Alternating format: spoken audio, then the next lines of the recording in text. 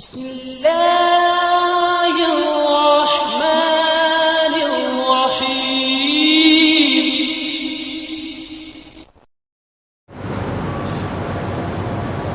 إن الحمد لله نحمده ونستعينه ونستغفره ونؤمن به ونتوكل عليه ونعوذ بالله من شرور أنفسنا ومن سيئات أعمالنا. من يهده الله فلا مضل له ومن يضلله فلا هادي له وأشهد أن لا إله إلا الله وأشهد أن محمدًا عبده ورسوله صلى الله عليه وعلى آله وأصحابه أجمعين. أما بعد فإن خير الحديث كتاب الله وخير الهدي هدي محمد صلى الله عليه وسلم وشر الأمور محدثاتها وكل محدثة بدعة وكل بدعة ضلالة وكل ضلالة في النار. فأعوذ بالله من الشيطان الرجيم. بسم الله الرحمن الرحيم. يا أيها الذين آمنوا اتقوا الله حق تقاته ولا تموتن إلا وأنتم مسلمون. يا أيها الناس اتقوا ربكم الذي خلقكم من نفس واحدة وخلق منها زوجها وبث منهما رجالا كثيرا ونساء واتقوا الله الذي تساءلون به والأرحام إن الله كان عليكم رقيبا. يا أيها الذين آمنوا اتقوا الله وقولوا قولا سديدا يصلح لكم أعمالكم ويغفر لكم ذنوبكم ومن يطع الله ورسوله فقد فاز فوزا عظيما. وقد قال الله تبارك وتعالى يا أيها الذين آمنوا ادخلوا في السلم كافة. تمام تعریفیں اس ذات وحدہ لا شریک کے لیے لائق و زیبا ہے جو ساری کائنات کا پالنہار ہے، جو خالق ہے، مالک ہے، رازق ہے، حاکم ہے، مدبر ہے، غفار ہے، ستار ہے، قہار ہے،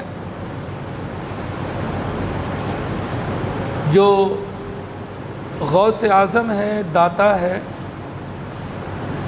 مشکل کشا ہے، حاجت روا ہے، بندہ نواز ہے، غریب نواز ہے، ساری مخلوقات کو رزق دیتا ہے، ساری مخلوقات اسی کی پیدا کردہ ہے، وہ خالق ہے، تمام کے تمام مخلوق ہیں، وہ ہمیشہ سے ہے، ہمیشہ رہے گا، اسے کبھی موت نہیں آئے گی. بے شمار درود و سلام ہو نبی مکرم و محترم پر، جنہیں اللہ رب العزت نے تمام جن و انس کے لیے ہادی و رہنما بنا کر مبعوث فرمایا، جو اللہ کے بندے ہیں، اللہ کے رسول ہیں، آخری پیغمبر ہیں، آپ کے بعد کوئی نبی نہیں ہے، بشر ہیں، بنی آدم سے ہیں، اللہ کے نور سے آپ کا کوئی تعلق نہیں ہے، آپ انسان ہیں، عام نبیوں کی طرح آپ کو بھی موت آئی ہے، جس طرح پچھلے نبیوں کو موت آئی تھی. ابھی آپ اس دنیا میں نہیں رہے، آپ کی قبر حجرہ عائشہ کے اندر موجود ہے، لیکن آپ کی رسالت قیامت تک رہے گی، آپ کے بعد کوئی نبی نہیں آئے گا. اس مختصر سی حمد و ثنا کے بعد حاضرین، جیسا کہ ہم جانتے ہیں آج کے عنوان کو، رمضان تو چلا گیا اور اب ہم. یقیناً رمضان کسی کے روکنے سے نہ رک سکتا تھا اور کسی کے خواہش کرنے سے کہ جلدی چلے جا تو جا سکتا تھا. اللہ تبارک و تعالیٰ نے جو نظام بنایا ہے کائنات کا، اس طرح سے ساری کائنات اللہ کی مطیع اور فرما بردار ہو کر چل رہی ہے. کائنات کی کوئی چیز اللہ تبارک و تعالیٰ کی نافرمانی نہیں کر رہی ہے. فرشتے ہیں، اللہ نے جیسے حکم دیا ہے اس طرح سے اس کو بجا لا رہے ہیں. سور پھونکنے والا فرشتہ سور پکڑے انتظار میں ہے کہ رب کا کب حکم ہو. ایک لمحے کے لیے لاپرواہی نہیں، رب کا حکم ہوگا پھونک دیا جائے گا. جبریل امین کو اللہ نے جو ذمہ داری دی وہ کرتے رہے. اسی طرح جتنے فرشتے ہیں اللہ نے جو ان کو حکم دیا ہے وہ بجا لا رہے ہیں.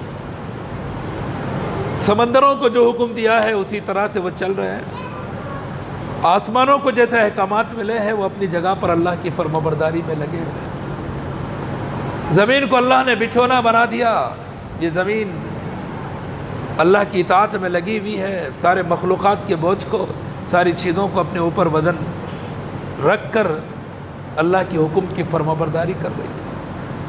جب کبھی حکم ہوتا ہے تو کہیں ہلا دیتی ہے جو دلدلے کی شکل بن جاتی ہے. کبھی سمندروں کو حکم ملتا ہے تو سونامی لہریں بن جاتی ہے.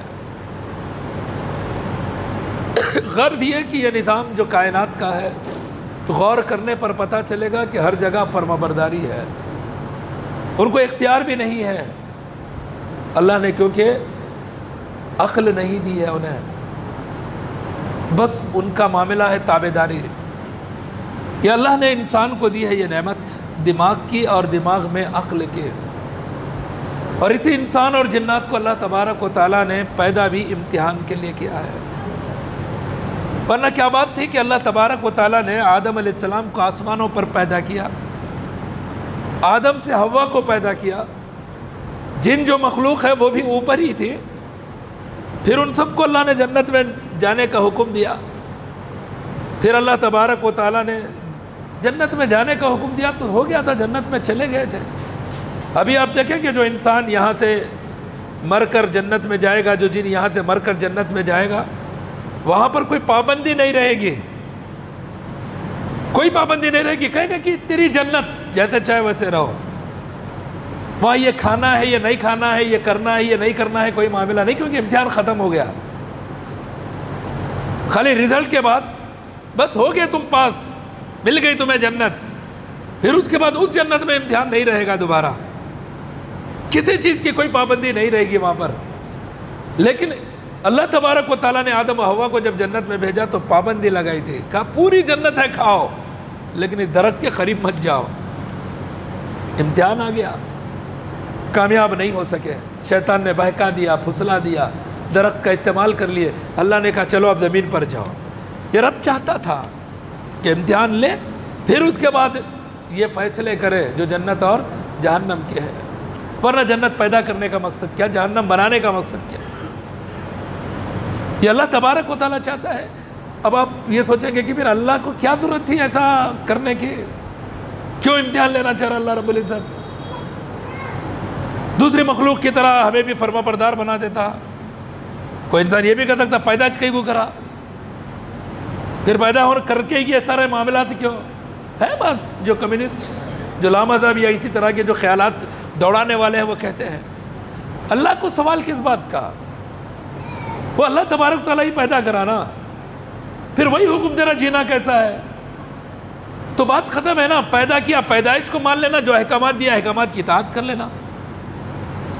اللہ تبارک و تعالیٰ اس کے بعد جو زندگی ہے وہ بھی دینے والا ہے.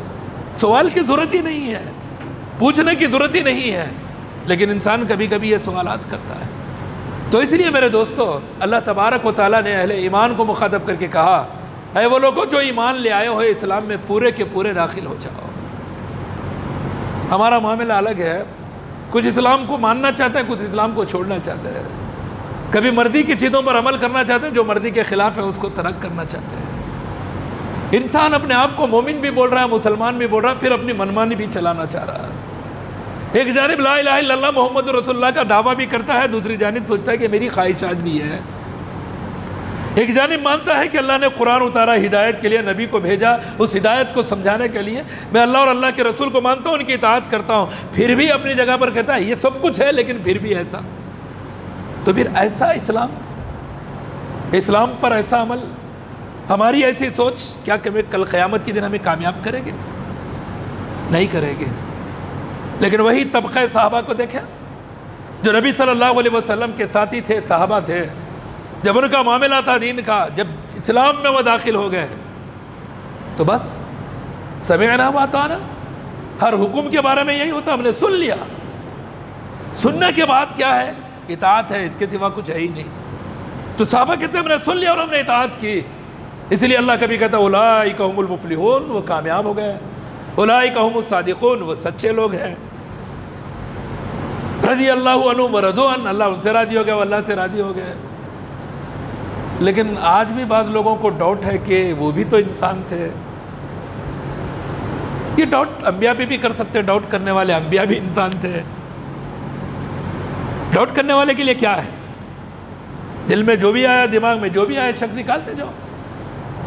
لیکن دلائل پہ ڈاؤٹ کی ضرورت نہیں ہے نا۔ جب اللہ تبارک و تعالیٰ نے کہا یہ سچے لوگ ہیں تو سچے ہیں، کوئی انسان تھوڑی ہی بول رہا ہے، خود قرآن بول رہا ہے، رب کا فرمان بول رہا ہے۔ پھر نہیں، کچھ ایسے بھی تھے ہوں گے، کچھ ایسے بھی صحابی ہو گئے، بات ختم ہو گئی، ایسے ویسے کے معاملہ نہیں۔ اللہ جانتا ہے جس نے تقدیریں انسان کی پیدائش سے 50,000 سال پہلے لکھ دی ہو، تو وہ رب اگر رضی اللہ عنہ ورضوا عنہ لکھتا ہے تو کیا اس اللہ کو بھی خطا ہو گئی؟ نعوذ باللہ، اللہ کی پناہ ایسی چیزوں سے، ایسی سوچ سے، ایسی فکر سے، ایسی دعوت سے۔ اللہ بچائے، ہماری حفاظت کرے ایسے فتنے سے کہ جو عقائد کلیئر کتاب و سنت سے ثابت ہے، قرآن و حدیث کے دلائل سے ثابت ہے، آدمی وہاں پر بھی عقل کو دوڑانے کی کوشش کرے تو مطلب یہ کہ وہ قرآن حدیث پر ایمان نہیں رکھنا چاہتا ہے۔ امر تعبدی کا نام ہے بندگی، انسانیت نام ہے بندگی کا، صرف رب کا حکم ہے مان لیا جائے، جو کلیئرلی آ گیا ہمارے سامنے، اس کے بعد اس میں ڈاؤٹ کی ضرورت نہیں ہے۔ اس لیے میرے دوستو، ان بنیادوں کو سمجھ کر زندگی گزارنی ہے، ان بنیادوں کو جان کر زندگی گزارنی ہے۔ قدم قدم پر ہماری آزمائش ہوگی، قدم قدم پر عقیدے کی آزمائش ہوگی، عمل کی آزمائش ہوگی۔ جب تک ہماری زندگی ہے، زندگی کے اندر ہمیشہ چیلنجز رہیں گے۔ کبھی یہ نہیں سوچنا کہ میں بے فکر ہوں، میں نے کلمہ پڑھ لیا، ختم ہو گیا معاملہ، میں نے توحید کو اقرار کر لیا، ہو گیا معاملہ، ایسا نہیں رہے گا۔ اسی لیے اللہ کے نبی صلی اللہ علیہ وسلم دعا کیا کرتے، یا مقلب القلوب ثبت قلبی علی دینک، اے دلوں کے پھیرنے والے، تو میرے دل کو اپنے دین پر ثابت قدم رکھ۔ یہ دل ہے، پتہ نہیں حالات زندگی میں انسان کے کیسے کیسے آ جائیں۔ اسی لیے اصول کی زندگی جو جیے گا، حالات کا سامنا کرے گا، سمجھوتے کے ساتھ اپنے عقیدے کو یا اپنے عمل کو بدلے گا نہیں، حالات کے اعتبار سے اپنے آپ کو نہیں بدلے گا، حالات کو بدلنے کی کوشش کرے گا دلائل کی روشنی میں، معاملات کو بدلنے کی کوشش کرے گا اپنے دلائل، جس چیز کو مان رہا ہے اس کی روشنی میں، وہ خود کو نہیں بدلے گا۔ یہ ہر ایمان والے میں ہونا چاہیے، اور ہر ایمان والا دلائل کی روشنی میں ایسی زندگی گزارنا چاہیے۔ دیکھیں الحمدللہ رمضان تھا، پابند تھے سارے کے سارے مسلمان۔ کیوں نہ ہو پابند؟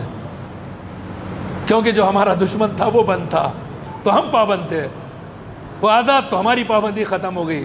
چاہتا ہی وہ یہ ہے کہ ہم پابند نہ رہیں، اس کی کوشش ہی یہ ہے کہ ہم اللہ کے مطیع اور فرما بردار نہ رہیں، اس کی خواہش ہی ہے، پوری محنت ہی ہے۔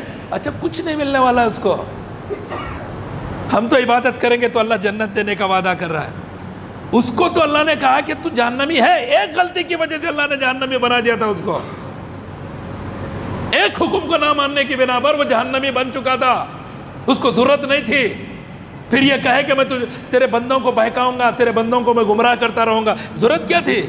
نہیں کرا تو بھی جہنمی تھی اس کے لیے، یہ تو ایکسٹرا کر لے رہا، وہ محنت کر لے رہا خود بخود۔ کیوں کر لے رہا؟ میں غلطی کر کے میرا جہنم بنی میرا ٹھکانہ، دوسروں کو بھی میں بناتا ہوں، کیسا چھوڑتا ہوں میں گیا تو دوسروں کو کیوں چھوڑوں؟ یہ اس کی وجہ، اتنے میں کام کر رہا ہوں ضد اور ہٹ دھرمی میں، اور یہی ضد ہٹ دھرمی انسان کو کبھی کبھی تباہ کر دیتی ہے، صحیح غلط کا فیصلہ نہیں کر پاتا وہ۔ یہی غرور اور تکبر کے اندر آدمی صرف دوسرے کا نقصان چاہتا، بدلے میں اس کو نہیں سمجھ میں آتا کہ اس کا بھی نقصان ہو رہا ہے۔ تو شیطان نے وہی کیا، اس کو ضرورت نہیں تھی اتنی محنت کرنے کی۔ ٹھیک ہے اللہ تو جہنم میں بنا دیا، اب کیا ہے، میں توبہ تو کرنے والا نہیں، میں معافی تو مانگنے والا نہیں، لیکن اس نے بولا نہیں اللہ مہلت دے مجھے، موقع دے مجھے، میں تیرے بندوں کو بھی گمراہ کروں گا۔ اللہ نے دے دیا چانس، لیکن اللہ نے انسانوں کے اوپر ایک رحم کیا، کہ سال کے 12 مہینوں میں ایک مہینہ ایسا رکھا، کہا کہ نہیں، اس مہینے میں میں شیطان کو قید کر دوں گا۔ شیطان قید تھے تو انسان پابند تھے، اللہ کی عبادت میں لگے ہوئے تھے۔ فجر میں ایسا لگ رہا تھا جیسا جمعہ ہے، لگ رہا تھا کہ نہیں لگ رہا تھا؟ نوٹس کیا ہوگا آپ نے، کیا کہ نہیں کیا ہے؟ کیا ہے آپ نے، لیکن آپ کیا لگ رہا ہے ایسا؟ عید کے دن کی فجر دیکھ لو آپ، میں اپنے آپ کو بھی ملا کر بول رہا ہوں، سب انسانی سے ہم، لیکن ہم چاہتے ہیں کہ کبھی کبھی کسی انسان کے علاوہ کسی کو دیکھیں۔ یہ سوچ بھی ہماری غلط ہے، جس کی بنا پر ہم بھی پریشان، سامنے والے کو بھی ہم پریشان کرنے کی کوشش کرتے ہیں۔ اپنے آپ کو بھی پاک مت سمجھو، سامنے والے کو بھی پاک باز مت سمجھو۔ کیوں؟ اللہ جانتا ہے کہ کون پاک ہے، کون پاک باز ہے۔ دنیا میں فیصلہ نہیں ہوں گے ایک دوسرے کے، کوئی ایک دوسرے کے فیصلے نہ کرے۔ اللہ کہتا ہے فَلَا تُزَكُّوا أَنفُسَكُمْ، تم اپنے آپ کو پاک مت سمجھو، اپنے آپ کو پاک باز مت سمجھو، دوسرے کو بھی مت کہو کہ وہ بڑا پاک ہے۔ ظاہری طور پر منہ پہ تعریف سے روکا گیا ہے، منع کیا گیا، کیوں؟ یہی وجہ ہے کہ کہیں انسان اپنے آپ کو کچھ اور نہ سمجھنے لگے۔ لیکن غلطی، کوتاہی شروع ہو گئی ہماری۔ نمازیں سال کے 12 مہینے میں ایک جیسی ہی فرض ہے، رمضان میں اس کی فرضیت الگ رہے گی، عام دنوں میں الگ رہے گی، ایسا نہیں ہے۔ سال کے 12 مہینے، دن کے 24 گھنٹے، ہفتے کے 7 دن، یہ نمازوں کی جو پابندی ہے، فرضیت ہے، ایک جیسی ہی ہے، اس میں کوئی فرق نہیں ہے۔ لیکن ہم نے فرق کر لیا ہے، ہمارے پاس رمضان میں الگ رہا، رمضان میں نمازوں کی اہمیت الگ تھی، رمضان جانے کے بعد الگ ہو گئی۔ اب بولتے ہیں وقت ملا تو پڑھ لے تو، لیکن رمضان میں ایک بھی نہیں چھوڑتا کہ حالانکہ اللہ کہتا ہے ان الصلاۃ کانت علی المؤمنین کتابا موقوتا، بے شک نماز اہل ایمان پر وقت مقررہ پر فرض ہے۔ یا ایھا الذین آمنوا اقیموا الصلاۃ وآتوا الزکاۃ، اے وہ لوگوں جو ایمان لے آئے ہو نماز قائم کرو، زکوٰۃ دو۔ جو ایمان نہیں لاتا اس کے لیے نماز نہیں ہے، جو ایمان نہیں لاتا اس کے لیے زکوٰۃ نہیں ہے، جو ایمان نہیں لاتا اس کے لیے حج اور عمرہ یا روزے نہیں ہے۔ یہ ایمان والوں کے لیے ہے۔ اسلام کی جو بنیادی ارکان ہے، پہلی توحید کے بعد سارے معاملات ایمان کے بعد ہے۔ کیوں؟ کیونکہ رب نے جو اصول دیا ہے، جو ضابطہ دیا ہے، جو قاعدہ دیا ہے، توحید کے بغیر اللہ نے کہا میں کسی نیکی کو نہیں قبول کر سکتا۔ یہ رب کا بنایا ہوا ہے کہ توحید کے بغیر کوئی چیز قابل قبول نہیں ہے، اسی لیے کسی کے لیے احکامات ہے بھی نہیں، یہ ایمان والے کے لیے ہے، تو ایمان والے سے ہی پوچھو گی ان بارے میں۔ لیکن ہم نے نماز کو اب رمضان کے بعد وہ درجہ نہیں دیا، حالانکہ درجہ دینا ہے۔ پوری 5 نمازیں دن میں 5 مرتبہ فرض ہے۔ اسی لیے جب معاذ بن جبل رضی اللہ عنہ کو اللہ کے نبی صلی اللہ علیہ وسلم یمن بھیجتے ہیں، کہتے ہیں معاذ انک تأتی قوما من اہل الکتاب فدعوهم اذا شهدت ان لا اله الا الله واني رسول الله فانهم اطاعوا لذلك فعلمهم ان الله افترض عليهم 5 صلوات في كل يوم وليله فانهم اطاعوا لذلك فعلمهم ان الله افترض عليهم صدقه تؤخذ من اغنيانهم وترد على فقرائهم وإياك وكرائم اموالهم واتق دعوة المظلوم فإنه ليس بينه وبين الله حجاب۔ بخاری مسلم کی حدیث ہے، خود معاذ بن جبل رضی اللہ عنہ حدیث کے راوی ہے۔ کہتے ہیں کہ جب اللہ کے نبی صلی اللہ علیہ وسلم نے مجھے یمن بھیجا تو مجھ سے کہا معاذ تم یمن جا رہے ہو، اہل کتاب کے پاس جا رہے ہو، تمہارا سابقہ سامنا جن سے ہوگا وہ اہل کتاب ہے، جن کے پاس تورات و زبور کا علم ہے، جن کی ہدایت کے لیے اللہ نے کتابیں اتاری تھی، جن کو راہ رات پر رکھنے کے لیے اللہ نے انبیاء کو بھیجا تھا۔ جو علم والے لوگ ہیں ایسے ہی لوگ نہیں ہیں، وہ اہل کتاب ہیں، ان کے پاس تعلیمات ہے اللہ رب العزت کی کتابوں کی۔ اسی لیے جب جانا تو ان کو دعوت دینا، پہلی دعوت کیا دینا؟ اس بات کی طرف بلانا کہ اللہ کے سوا کوئی معبود حقیقی نہیں، اور اس بات کی دعوت دینا کہ میں اللہ کا رسول ہوں۔ اللہ کے نبی صلی اللہ علیہ وسلم اپنی نسبت کرتے ہوئے کہتے ہیں لوگوں کو بتانا کہ محمد صلی اللہ علیہ وسلم اللہ کے رسول ہے، رب کی الوہیت اور میری رسالت کی دعوت دینا۔ فَإِنْهُمْ أَطَاعُوا لِذَلِكَ، مان لیتے ہیں اس کو، اطاعت کر لیتے ہیں اس کی، تب انہیں علم دینا، بتانا کہ اللہ نے دن رات میں 5 نمازیں فرض کی ہے۔ فرض بہت بڑا درجہ ہے، ہر مسلمان مانتا ہے، اسی لیے بات چیزوں کو فرض ہے کیا بول کر ایسا بولتا۔ تو فرض رہے والے کو تو سمجھو فرض، اس کی تو اہمیت ہو ہماری زندگی میں۔ فرض کا جو درجہ دیتے ہیں وہ درجے کے اعتبار سے عمل بھی ہو۔ لیکن میرے دوستو رمضان گیا، وہ اہمیت ہمارے درمیان نماز کی ختم ہو گئی۔ اب انسان دل میں ہے تو پڑھ رہا، وقت ملا تو پڑھتا ہوں، نہیں تو چلتا ہوں۔ اس طرح کا معاملہ چل رہا ہے. حالانکہ جماعت کی بھی فضیلت ہے. رمضان میں ماشاءاللہ اب رمضان کے بعد کہیں بھی پڑھیں گے, اذان سنیں عجیب جواب دینا ہے. اس کا جواب کیا ہے؟ باجماعت نماز کے لیے آنا ہے. جس مسجد کی اذان سنی, اب وہ مسئلے میں نہیں جائیں گے کس کے پیچھے پڑھتی ہوتی کس کے پیچھے نہیں ہوتی, وہ نہیں سمجھانا چاہ رہا ہوں. نارملی جب بات یہاں ہو رہی تو یہی بات ہو رہی کہ جس طرح سے ہمارا عقیدہ ہے, جس طرح سے ہم عقیدہ رکھتے ہیں اور ہمیں جو علم ہے, تو اب جب ہمیں پتہ ہے کہ اس مسجد کے اندر اذان کب ہوتی ہے, تو اب اس کے بعد ہمارا کام یہ ہے کہ جماعت کے لیے اس مسجد میں حاضر ہو جائیں, باجماعت نماز کو ادا کر لیں. ہم نے قیام رمضان کیا, رمضان جانے کے بعد کیا چھوڑ دیں گے اس نماز کو؟ اللہ کے نبی صلی اللہ علیہ وسلم فرماتے ہیں, جیسے حدیث کے راوی ابو ہریرہ رضی اللہ عنہ عن ابی ہریرہ رضی اللہ تعالی عنہ ان رسول اللہ صلی اللہ علیہ وسلم قال افضل الصیام بعد رمضان شہر اللہ المحرم وافضل الصلاۃ بعد الفریضۃ صلاۃ اللیل, رواہ مسلم. مسلم کی حدیث ہے, ابو ہریرہ رضی اللہ عنہ حدیث کے راوی ہے, کہتے ہیں اللہ کے نبی صلی اللہ علیہ وسلم نے فرمایا رمضان کے روزوں کے بعد سب سے افضل روزے حرمت والے مہینوں کے روزے ہیں. سن رہے لیکن عمل نہیں ہوتا ہے, لیکن اللہ کے نبی نے عمل کر کے بتلایا, صحابہ نے عمل کر کے بتلایا. حرمت والے مہینے آتے, اللہ کے نبی صلی اللہ علیہ وسلم ان مہینوں کے روزے رکھتے ہیں. ابھی جیسا ہی یہ معاملہ جائے گا شوال کا, کون سے مہینے آئیں گے؟ ذوالقعدہ, ذوالحجہ, محرم, 3 لگاتار مسلسل حرمت والے مہینے آ جائیں گے. ذوالقعدہ حرمت والا مہینہ, ذوالحجہ حرمت والا مہینہ, محرم حرمت والا مہینہ, یہ 3 مسلسل ہے, ثلاث متوالیات. اس کے بعد ایک چوتھا مہینہ ہے, کون سا؟ رجب کا مہینہ ہے, وہ بھی حرمت والا مہینہ ہے, جو جمادی الاخر اور شعبان کے درمیان ہوتا ہے. تو شوال گزرا نہیں کہ حرمت والے مہینے شروع, اور اللہ کے نبی صلی اللہ علیہ وسلم فرما رہے ہیں رمضان کے روزوں کے بعد سب سے افضل روزے حرمت والے مہینوں کے روزے. یہ سننے کے لیے نہیں ہے, لیکن آپ بولیں گے مول صاحب آپ بھی تو کرنا ہے. کرنا سبھی کو ہے, ہم کسی کا عمل دیکھ کر نہیں کریں گے, ہم تو دلیل دیکھ کر عمل کریں گے. میں بول رہا ہوں نہیں کر رہا تو اس کا مطلب نہیں کہ آپ بھی نہیں کریں گے. یہ تو ہوتا نہیں نا, اس طرح کا تو معاملہ نہیں ہے. ہر آدمی اپنی فکر کرے, دوسرے کے لیے کیوں اپنے اعمال میں کمی کر لے, کوتاہی کر لے. ہر آدمی, میں تو آج کل یہ کہہ رہا ہوں کہ آدمی سیلفسٹ بن جاؤ سیلفسٹ. کسی کا مت سوچو, صرف اپنا سوچو, اپنے لیے جیو, اپنے لیے کوشش کرو, مت سوچو کسی کا. اپنی زندگی ہی بہت اہم ہے, اپنی آخرت ہی بہت اہم ہے. ہر عمل میں اپنا فائدہ دیکھو, ہر کام میں اپنا فائدہ دیکھو, اور زندگی پوری اللہ نے ہمارے فائدے کے لیے دی ہے. ہر انسان کے لیے کہا کہ میں نے تجھے عبادت کے لیے پیدا کیا ہے, تو ہر بنی آدم جو عمل کرے گا وہ اس کے لیے عبادت ہے. ہر عمل اس کے لیے عبادت ہے. اس لیے آدمی سوچے کہ جو کام بھی میں کر رہا ہوں اس میں میرا فائدہ ہے. اگر انسان کسی کی مدد کر رہا ہے, کس کا فائدہ ہے اس میں؟ انسان کا. ارے اس کو تو تھوڑے پیٹ بھرنے کے لیے کھانا ملے گا, ایک بھوکے کو کھلا رہا ہے, لیکن کھلانے والے کو کیا ملے گا؟ اجر ملے گا, ثواب ملے گا, جو آخرت میں کام آئے گا.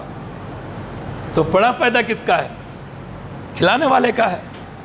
انسان سوچ رہا ہے کہ میں کھلا رہا ہوں, نہیں, اپنے لیے کچھ کر رہا ہے. وہ ظاہراً کسی کا پیٹ بھر رہا ہے, لیکن حقیقت میں وہ اتنا سیلفسٹ ہے کہ اس کو مل رہا ہے اس کا نیکی, اس کا اجر اس کو مل رہا ہے.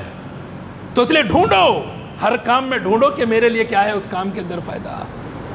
جب انسان اپنا فائدہ ڈھونڈے گا, نقصان نہیں چاہتا, کسی اور کا نقصان بھی نہیں کرے گا, اپنا نقصان ہوتے ہوئے بھی برداشت نہیں کرے گا. کون انسان چاہتا ہے کہ لاس کی زندگی گزارے, محنت بھی کرے اور فائدہ نہ ملے, کام بھی کرے فائدہ نہ ملے؟ کوئی انسان سوچ سکتا؟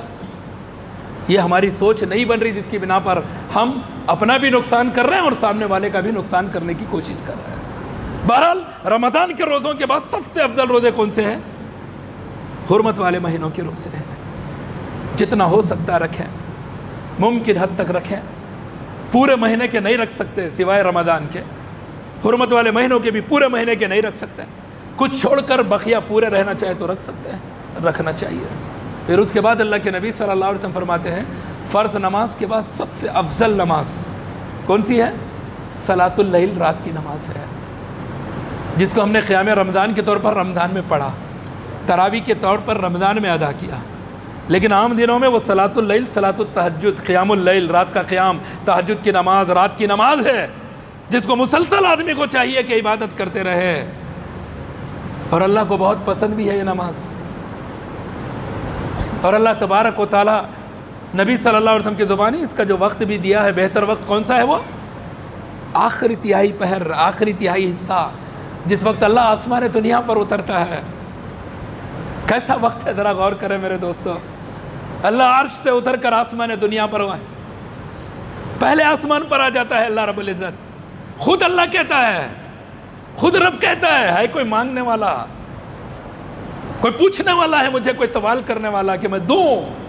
اللہ دینے کے لیے آتا ہے، اس وقت اترتا ہے آسمان دنیا پر اور خود کہتا ہے کوئی جو مجھ سے سوال کرے، مجھ سے مانگے، میں اس کو دوں۔ ہے کوئی معافی کا طلبگار، گناہوں سے معافی مانگنے والا کہ میں اس کو معاف کر دوں؟ لیکن ہم لوگ سوئے ہوئے ہیں۔ قیام اللیل تو کیا، فجر میں بھی ہماری آنکھ نہیں کھلتی۔ ہم نے زندگی کا سسٹم اپنے طور پر بنا لیا ہے، آنکھ اتنے کھلتی مول صاحب، نیند اتنے ہوشیار ہوتی ہے۔ سونے کے ٹائم میں سوئے تو نیند ہوشیار ہوگی نا، سونے کے ٹائم میں جاگ رہے ہیں، اب اٹھو بولے تو نیند کہاں سے ہوشیار ہوگی؟ مشکل ہماری ہے، ہم نے اپنے سسٹم کو بگاڑ لیا ہے۔ اللہ نے نہیں بگاڑا تھا، اللہ نے تو دستور دیا تھا، ایک طریقہ دیا تھا۔ وَجَعَلْنَا اللَّيْلَ لِبَاسًا، اللہ نے کہا میں نے رات کو لباس بنایا ہے، چھپنے کی چیز بنایا ہے، آرام کی چیز بنایا ہے، سکون کی چیز بنایا ہے۔ مت محنت کرو، رات میں مت جاگو، سکون سے آرام کرو۔ اللہ نے تاریک کر دیا۔ بعض لوگ بولتے نہیں روشنی رہے تو نیند نہیں آتی، اللہ نے کہا سورج تو غروب ہو جا، اب رات کی تاریکی آئے گی تاکہ لوگ اندھیرے کے اندر آرام کر لیں، کسی کو ڈسٹرب نہ ہو، کسی کو پریشانی نہ ہو۔ کیسا نظام اللہ تبارک و تعالیٰ نے بنایا، لیکن آدمی اللہ کے نظام کو چھوڑ کر آرٹیفیشل چیزوں کو لے کر روشن کر کے چاہ رہا کہ نہیں روشنی ہے نا۔ اللہ نے تو اندھیرا کر دیا تھا، کہا تھا کہ میں نے رات بنائی ہے تاریکی، آرام کرنے کے لیے، آرام کرو سکون کے ساتھ۔ وَجَعَلْنَا النَّهَارَ مَعَاشًا، اللہ نے کہا میں نے دن کو بنایا ہے معاش کے لیے، کمائی کے لیے میں نے دن بنایا ہے تمہارے لیے، محنت کے لیے میں نے تمہارے لیے دن بنایا ہے۔ لیکن آدمی اپنے طور پر سسٹم کو بنا کر پریشان ہے۔ اس لیے نوجوانوں رات کا جاگنا چھوڑ دو۔ چھوٹی چھوٹی عمر میں آدمی ڈائبٹیز کا پیشنٹ ہو رہا ہے، شوگر آ رہا ہے، بی پی ہو رہی ہے، ہارٹ کے پرابلمس آ رہے ہیں۔ کیوں؟ چاہ رہے کہ وہ مرے، ایسی بیماری آئے۔ بعض ڈاکٹرز کا کہنا ہے کہ خاص کر یہ جو شوگر ہے نا، اس کی وجہ نیند، اس کی وجہ ہے نیند نہ کرنا، رات کا جاگنا، دن کا جاگنا نہیں، رات کا جاگنا۔ رات میں جاگنے کی وجہ سے، نیند کی وجہ سے تمہارا معاملہ، یہ نظام بگڑ رہا ہے۔ تو کم از کم نوجوانوں اپنے آپ کو تو بدلو کہ نہیں، مجھے صحت مند رہنا ہے، مجھے تندرست رہنا ہے، مجھے بیمار نہیں رہنا ہے، مجھے کوئی بیماری میری وجہ سے، اپنی کرتوت کی وجہ سے نہ آئے، یہ سوچ کر زندگی گزارو۔ ورنہ آنے کے بعد پھر کتنی کوششیں انسان کرتا ہے، کتنی کاوشیں کرتا ہے، ڈاکٹر کو ایک بار آئی تو جاتی نہیں انہیں، تمہار کچھ لے کو جاتی ہے مگر انہیں نہیں جاتی کہتے۔ یہ ڈاکٹرز مشورے دیتے ہیں، اس لیے ایسی چیز کو آنے ہی مت دو۔ اور کام بھی تو کچھ بھی نہیں رہتا، چلو ٹھیک ہے کوئی کام ہے، مصروفیت ہے، الگ ہے، اللہ تبارک و تعالیٰ اس کے ساتھ اس کا معاملہ کر۔ بیکاری کے اندر، فضول باتوں میں، بیکار گفتگو کے اندر، فضولیات کے اندر اپنے وقت کو برباد کر رہے ہیں، رات کو برباد کر رہے ہیں، اور نہ چاہتے ہوئے اپنی زندگی کے اندر کئی بیماریوں کو دعوت دے رہے ہیں۔ اس لیے رات میں سو جاؤ، اٹھنا ہی ہے نا، تہجد میں اٹھو۔ رب جب آسمان دنیا پر آتا نا تب اٹھو، اللہ سے ہم کلام ہو جاؤ۔ جب رب پوچھے گئے ہے کوئی مانگنے والا، کہ اللہ میں مانگنے کے لیے اٹھا ہوں، چاہیے مجھے یہ۔ اے رب تو کہہ رہا ہے کون ہے مانگنے والا، تو کہو اے رب میں ہوں، میں تجھ سے مانگ رہا ہوں، میں تجھ سے طلب کر رہا ہوں، دے مجھے یہ چیز۔ تو ہے کوئی مغفرت کا طلبگار تو اٹھ کر کہو آخری پہر میں، اے اللہ میں چاہ رہا ہوں، میں گناہوں سے معافی مانگنا چاہ رہا ہوں، اللہ معاف کر دے تو مجھے۔ کتنا بڑا انتظام اللہ کر رہا ہے، لیکن ہمیں پسند نہیں ہے۔ آخر کیسا جینا چاہ رہے ہوں گے ہم لوگ نہیں پتا۔ جس کے لیے قرآن دے دی گئی، ایسی کتاب جس میں ایک حرف کی تبدیلی کوئی لا نہیں سکتا، ایک ایسا نبی جس کے بعد کوئی نبی آ نہیں سکتے، ایک ایسا کامل دین جس کے اندر کبھی کسی کمی یا زیادتی کی صورت نہیں ہے، لیکن پھر بھی ہماری زندگی بکھری ہوئی ہے۔ کیوں بکھری ہوئی ہے پتہ؟ ہم اپنے سسٹم سے جینا چاہ رہے ہیں، ہمیں اللہ کی اطاعت نہیں چاہیے، ہمیں نبی کی اطاعت نہیں چاہیے، ہم ہماری مرضی کی زندگی گزارنا چاہ رہے ہیں۔ تو میرے دوستو، تراویح کا معاملہ گیا تو نماز نہیں گئی، صلاۃ اللیل باقی ہے، رات کی نماز اللہ کو پسند ہے، فرض نمازوں کے بعد سب سے زیادہ یہی نماز۔ اس کے ساتھ روزوں کے اندر اور نوافل تطوعات روزوں کا بھی معاملہ ہے۔ اللہ کے نبی صلی اللہ علیہ وسلم نے ایک فضیلت تو بیان کی، صیام الدہر، 6 روزے صرف، کس کے بعد؟ رمضان کے روزوں کے بعد۔ ابو ایوب انصاری رضی اللہ عنہ حدیث کے راوی، عن ابی ایوب الانصاری کی رضی اللہ عنہ قال قال رسول اللہ صلی اللہ علیہ وسلم من صام رمضان ثم تبعه 6 من شوال كان له كصيام الدهر، رواہ مسلم۔ مسلم کی حدیث ہے، ابو ایوب انصاری رضی اللہ عنہ حدیث کے راوی ہے، کہتے ہیں اللہ کے نبی صلی اللہ علیہ وسلم نے فرمایا جس نے رمضان کے روزے رکھ لیے، ماشاءاللہ تقریباً لوگوں نے رکھا ہوگا، اللہ یہ کہ کوئی بیمار تھا ہوگا یا بھی سفر پر گیا ہوگا، بات تو ماشاءاللہ ایسے بھی ہے، سفر میں بھی روزہ رکھ رہا ہے، گنجائش ہے، اجازت ہے، نہیں رکھے تو گناہ نہیں۔ عام دنوں میں روزہ پورا کر لیں گے تو اجر رمضان کا ہی اللہ دے گا، کیونکہ اللہ نے خود رخصت دی ہے، زیادتی ظلم کرنے کی ضرورت نہیں ہے۔ بعض لوگوں سے ہوتا نہیں، یہ اور بات ہے، لیکن ہونا پڑے گا اگر چھوٹا ہے تو، کرنا تو ادائیگی تو ضروری ہوگی اس کی۔ تو اللہ کے نبی صلی اللہ علیہ وسلم فرمائے جس نے رمضان کے روزے رکھ لیے، اگر چھوٹے ہیں تو پہلے وہ روزے رمضان کمپلیٹ کریں گے ہم۔ 29 روزے ہوئے تھے اس سال، 29 میں جو چھوٹے ہوئے ہیں پورے رکھ کر اس کو 29 کر لیں گے، اس کے بعد کیا کریں گے؟ 6 روزے مزید رکھیں گے شوال کے۔ عام طور پر لوگوں کو یہی پتہ ہوتا ہے، عام لوگوں کو، الحمدللہ ہم تو صاحب علم ہیں ماشاءاللہ، صاحب علم ہے، اہل حدیث افراد کے لیے ضرورت نہیں ہے، کیونکہ یہ اہل علم بنتے ہیں ماشاءاللہ، جانتے ہیں، علم حاصل کرتے ہیں، انہیں علم ہوتا ہے۔ لیکن عام لوگوں میں وہ نظام الاوقات دیکھ کو سمجھتے ہیں عید کے دوسرے دن سے 6 روزے رکھنا ہے، وہ 6 گئے تو گئے، 6 شوال کے دن آ گئے تو رکھ ہی نہیں سکتے، ایسی سوچ، کیونکہ وہ 6 رکھ کے چھوٹا خطبہ منانے والے ہیں، وہ بڑا خطبہ پہلے، پھر اس کے بعد چھوٹا خطبہ، اس کے بعد بولتے ہیں اب ہو گیا۔ وہ نظام الاوقات دیکھ کر بھی لوگ سمجھتے ہیں کہ اب نظام الاوقات اور ہے نہیں تو پھر رہیں گے کیسا، شاید ابھی ہے، نہیں ہے ایسا، پورا شوال کا مہینہ یہ 6 روزے کبھی بھی رہ سکتے ہیں آپ، ایک رہے 2-4 دن کے بعد اور ایک، 5-6 دن کے بعد اور ایک، اور 2-4 دن کے بعد ایک، اس طرح کر کے پورے شوال میں 6 روزے رکھ لیں گے بھی تو انشاءاللہ کافی ہے، پوری گنجائش ہے۔ سمت بہو 6 من شوال، اس کے بعد 6 روزے رکھ لیں، کانا لہو کا صیام الدہر، سال بھر روزے رکھنے کا اجر۔ اتنا کر لیے پورا سال روزے۔ اب یہاں ایک سوال کر سکتے ہیں آپ، اب یہ سال بھر یہ رکھ لے رہے تو پھر پیر جمعرات کا کئی کو رکھنا، پھر ایام بیت کے کئی کو رکھنا، جب رمضان کے رکھ لیے اس کے بعد یہ 6 شوال کے رکھ لیے تو پورا سال روزے میں جا رہا، پھر کیوں؟ اس کی الگ وجہ ہے، اس کا الگ فائدہ ہے۔ یہ تو اجر مل گیا، یہ تو سال بھر روزے رکھنے کا اجر مل گیا جس نے اتنا کام کر لیا۔ پیر کا روزہ اللہ کے نبی صلی اللہ علیہ وسلم سے پوچھا گیا، نبی قتادہ رضی اللہ عنہ ان رسول اللہ صلی اللہ علیہ سئل عن رسول اللہ صلی اللہ علیہ وسلم عن صوم یوم الاثنین قال ذلك یوم ولدت فیہ ویوم بعثت وانزل علی فیہ، رواہ مسلم، مسلم کی حدیث ہے۔ ابو قتادہ رضی اللہ عنہ حدیث کے راوی ہے، کہتے ہیں نبی صلی اللہ علیہ وسلم سے پوچھا گیا اللہ کے نبی آپ پیر کا روزہ کیوں رکھتے ہیں؟ تو اللہ کے نبی نے جواب دیا پیر کا روزہ اس لیے رکھتا ہوں کہ مجھے اس دن پیدا کیا گیا ہے۔ شکر ادا کرے اللہ کے نبی صلی اللہ علیہ وسلم کہ اللہ نے مجھے پیر کے دن پیدا کیا، لہذا اس دن کا شکریہ ادا کر رہے روزہ رکھ کر کہ اللہ تو نے مجھے پیدا کیا اس دن، میں تیری رضا کے لیے، تجھے راضی کرنے کے لیے، تجھے خوش کرنے کے لیے روزہ رکھ رہا ہوں۔ پھر اللہ کے نبی صلی اللہ علیہ وسلم مزید اور ایک بولتے ہیں کہ یہی پیر کا دن تھا جس دن مجھے نبوت دی گئی، نبی بھی مجھے پیر کے دن بنایا گیا۔ مزید اللہ کے نبی صلی اللہ علیہ وسلم کہہ رہے ہیں کہ جب قرآن اتر رہا تھا، پہلا آغاز جب قرآن کا ہوا وہ پیر کے دن ہی ہوا۔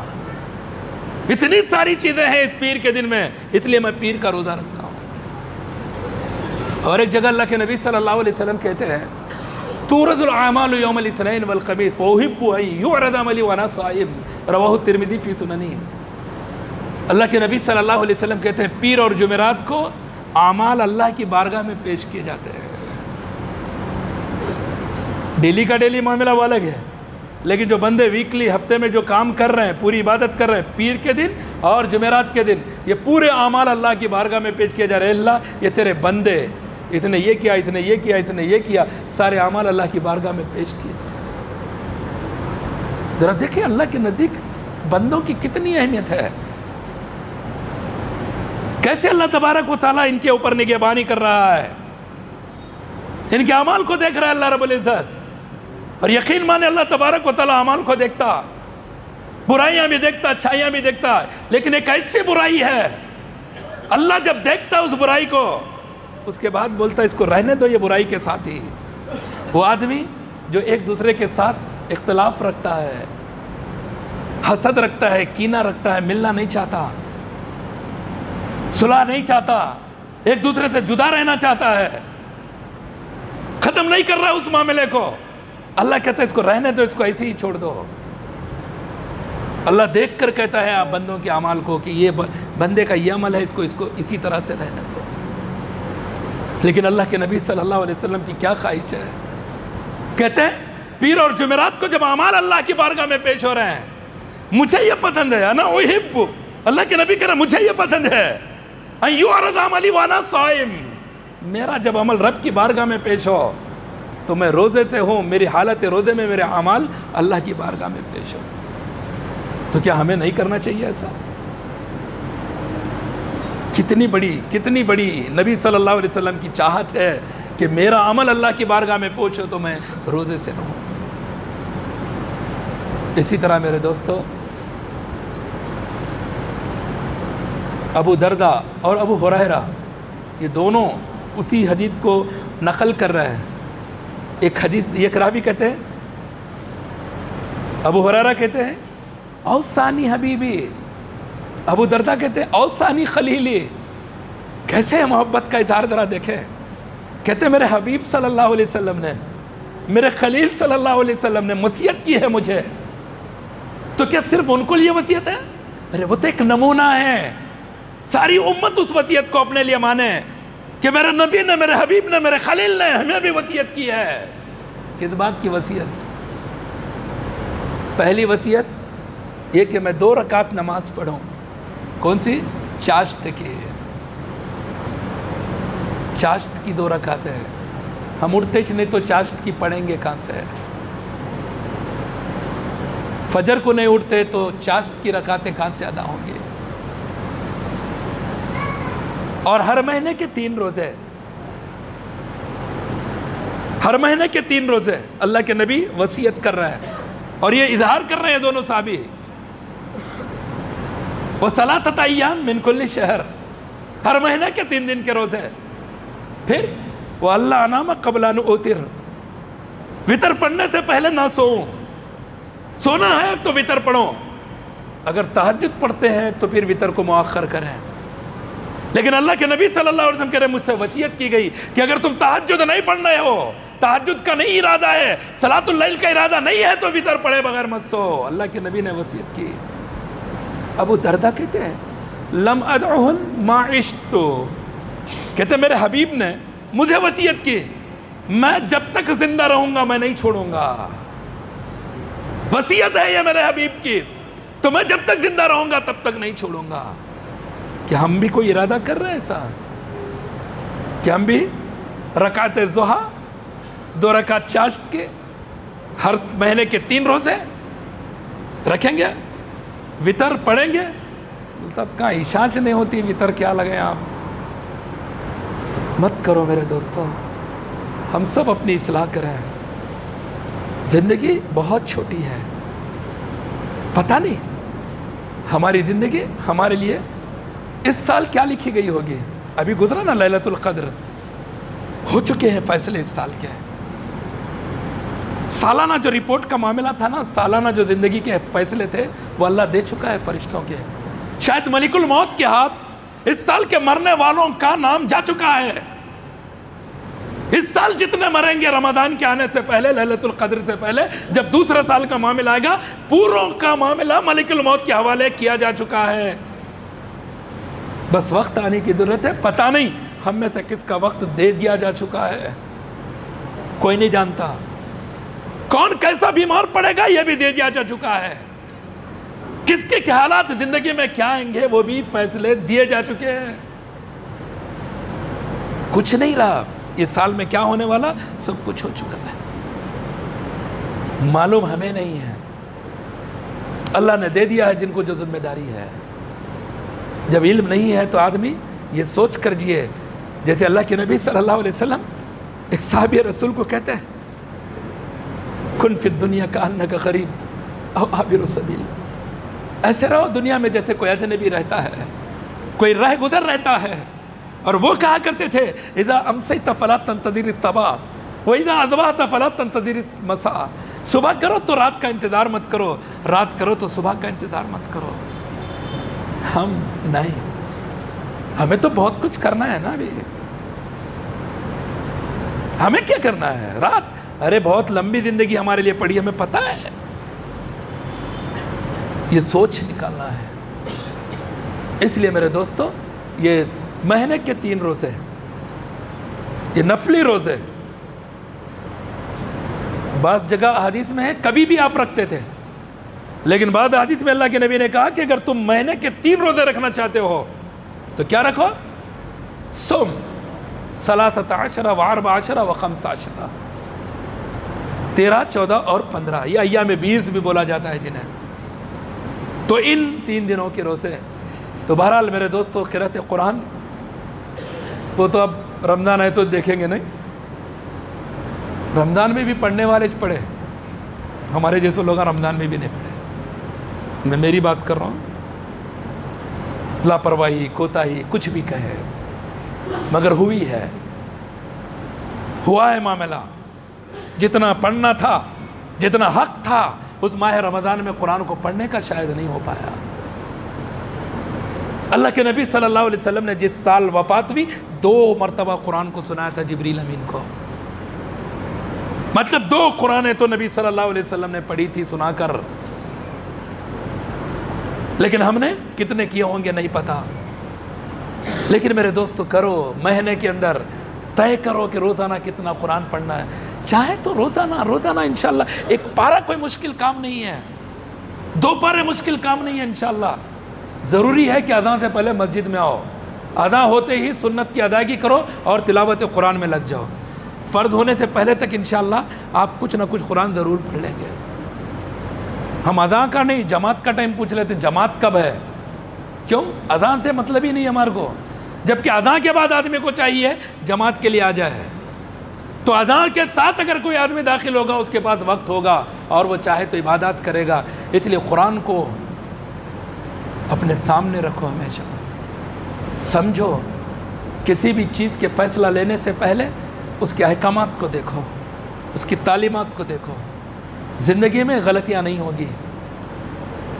قرآن و حدیث کو سامنے رکھ کر انسان زندگی گزارے گا، نقصان سے بچے گا، غلطی سے بچے گا، حلال حرام سے بچے گا، حلال کو اختیار کرے گا، ناجائز چیزوں سے اپنے آپ کو بچا لے گا، جائز چیزوں میں اپنے آپ کو منہمک رکھے گا. انسان ہے، شیطان غالب آ سکتا ہے، غلطی ہو سکتی ہے. یہی قرآن بتائے گا کہ توبہ کر لے، سچے دل سے توبہ کر لے، معافی میں دوں گا. اسی قرآن سے علم ملے گا اس کو کہ غلطی پر کیا کرنا ہے. تو بہرحال میرے دوستو، یہ چند باتیں آج کے موضوع کے متعلق میں نے آپ کی گوشہ گزار کی. اللہ رب العزت سے دعا ہے اللہ ہمیں جب تک زندہ رکھے ایمان و اسلام پر زندہ رکھے، موت دے تو ایمان و اسلام پر موت دے. آمین. بارک اللہ لنا ولکم فی القرآن العظیم انہ تعالی جواد کریم ملک الرؤوف ورب حلیم.